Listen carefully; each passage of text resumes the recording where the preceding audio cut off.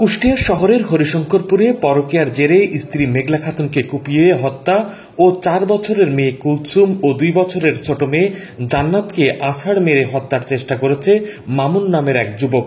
পরে নিজেই নিজের গলা কেটে আত্মহত্যার চেষ্টা করেছে। মঙ্গলবার রাত 8টার দিকে হরিশঙ্করপুরে মামুনের নিজ বাড়িতেই ঘটনা ঘটে। মামুন পেশায় একজন রং মিস্ত্রি। সে হরিশঙ্করপুর এলাকার নবিউলের ছেলে। পুলিশ ও এলাকাবাসী সূত্রে জানা যায়, মামুনের স্ত্রী মেঘলা পরকীয়ায় লিপ্ত ছিল। বেশ কিছুদিন আগে ঢাকায় এক ছেলের সাথে চলে যায়। গত কয়েকদিন আগে মেঘলা তার স্বামী আবার নিজ বাড়িতে ফিরে নিয়ে আসে। গত এক সপ্তাহ ভালোই চলছিল তাদের সংসার। হঠাৎ আজ রাতে স্বামীর সাথে বাগবিতণ্ডর এক পর্যায়ে স্বামী মামুন প্রথমে তার স্ত্রী মেঘলাকে বটি দিয়ে এলোপাতাড়ি কুপিয়ে জখম করে এবং পরে 2 মেয়ে কুলসুম ও জান্নাতকে আছাড় মেরে হত্যার চেষ্টা করে।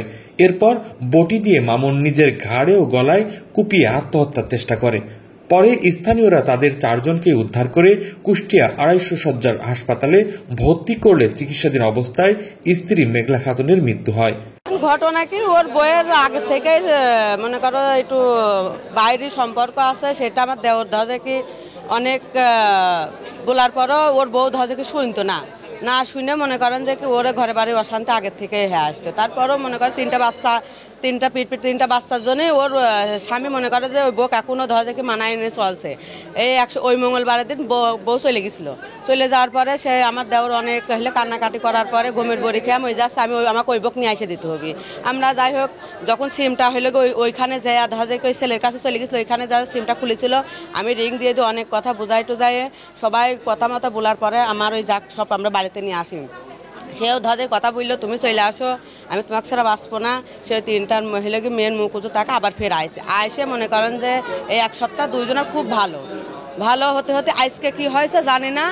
এই সারের দিক 2টা মেয়ে স্বামী কাজের থেকে বাড়িতে আইসে, লুডুস নিয়ে আইসে, বিরিয়ানি নিয়ে আইসে, সব কিছু নিয়ে আইসে, সব বউ বসে রয়েছে। এখন ওদের ভিতরে কি ঝামেলা হয়েছে আমরা জানি না, আমরা পাশে ধরে কি দূরে।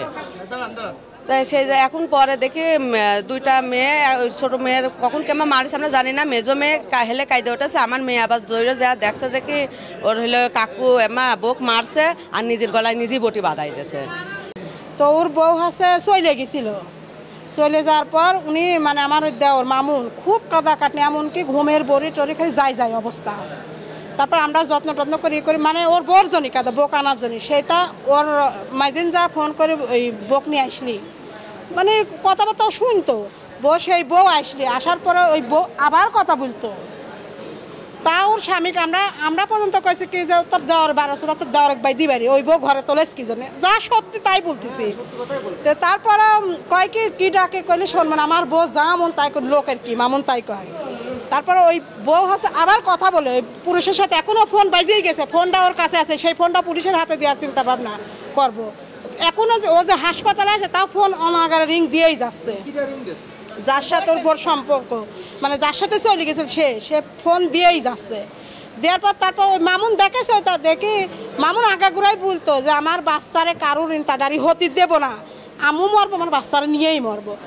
ও বউকে মারেছে, 2টো বাচ্চা, 3টা বাচ্চা ওর। বড় বাচ্চাটা ওর মামুনের মা বেড়াতে গেছে, মানে মামুনের বুনি বাড়ি দেখতে গেছে, আর 2টা বাচ্চা ছিল। ও মামুনের বউকে মারেছে, 2টো বাচ্চাকেও মারেছে, ও নিজেও গলায় ধরে নিয়েছে। হাসপাতালে কর্তব্যরত চিকিৎসক রাজীব হাসান বলেন, 4 জনকে আশঙ্কাজনক অবস্থায় হাসপাতালে নিয়ে আসে। চিকিৎসাধীন অবস্থায় মেঘলা নামের এক নারীর মৃত্যু হয়েছে। বাকি 3 জন আশঙ্কাজনক অবস্থায় চিকিৎসাধীন রয়েছে।